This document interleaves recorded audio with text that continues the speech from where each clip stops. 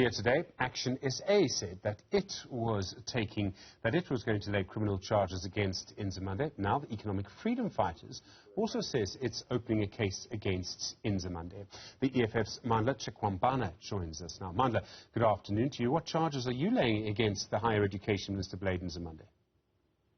Thank you very much, and thanks for having us, and good evening to your viewers. We have today, as the EFF, opened a case at Nelspruit Police Station, a case of fraud, corruption and mismanagement of the public funds against the Minister of Higher Education and the chairperson of NSFAS. He says that he's done nothing wrong. He gave a press conference yesterday in which he said that he's the victim of some sort of political conspiracy. As far as I know, there's no finding against him. Could it be premature to lay these charges now? Could it be a bit too early? You know, there's no one, particularly from the minister, from the ANC, who can agree to say they committed a crime. The reason we are going to the police station, we want to test these allegations, because this allegation must be tested. And one of the platforms where the allegation must be tested is when Blade Nzimande and the chairperson of NSFAS board get arrested, so that they can be accountable of these allegations that which are going through their names. And we know very well that they've committed this crime, but no one will come public, especially from Blade, to say that I have actually committed the crime. We all know they won't do that. They can come later, after Blade is no longer a minister, to say we protected Blade. Blade indeed committed crime. They know that they're always committing crime, protect each other, lie publicly, because they are used to it. They are liars, they are corrupt people, they are thugs. They are just everything to collapse South Africa. Do you believe the police will actually do a proper investigation here? There are now three sets of three different people. Yourselves, Action SA, the DA have all laid charges. I wouldn't be surprised if more people do. There's a huge amount of heat over all of this. I think pressure is building on Nzimande, although he still denies doing anything wrong. Do you believe the police are able to do a proper investigation? They have audio recordings. I don't know if OUTA will give them the original files.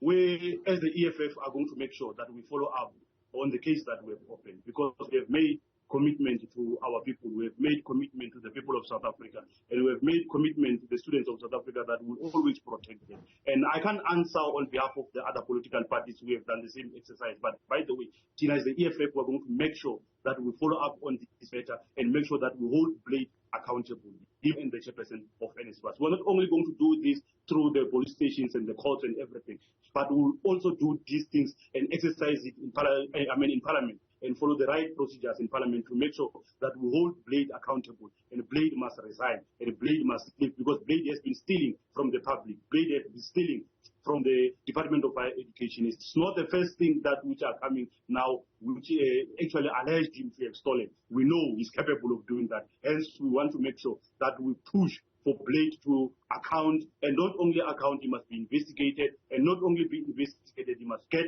arrested and also get removed from the public, because he's a public mess. What is happening in terms of students who rely on NSFAS? Are they getting the money they're supposed to get? The entire sort of root of this is when the system was changed, that NSFAS would pay students directly. That meant that certain companies, fintech companies, were given the tenders, were given the contracts to make these payments.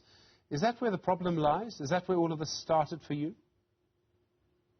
The problem which are happening at NSFAS are man-made problems, and it's between Blade and the officials of the NSFAS. And to resolve these issues, we have also suggested in Parliament to say, but why don't you do it yourselves as NSFAS? Why do you always want to have a middleman who actually dispense the funds to the students? So the only way to resolve this issue is when the money comes directly from NSFAS, goes to the students, so that the students receive their monies on time. Because these things of getting service providers who are unlawfully appointed because they've got friendship with people in positions of responsibility is not going to assist us. And we are even surprised by now, because one of the recommendations of the investigations done by the attorneys is that these service providers who were given the tenders wrongfully, their contract must be terminated. And to our surprise, even today, their contracts are still not terminated. Students, I'm speaking to you now.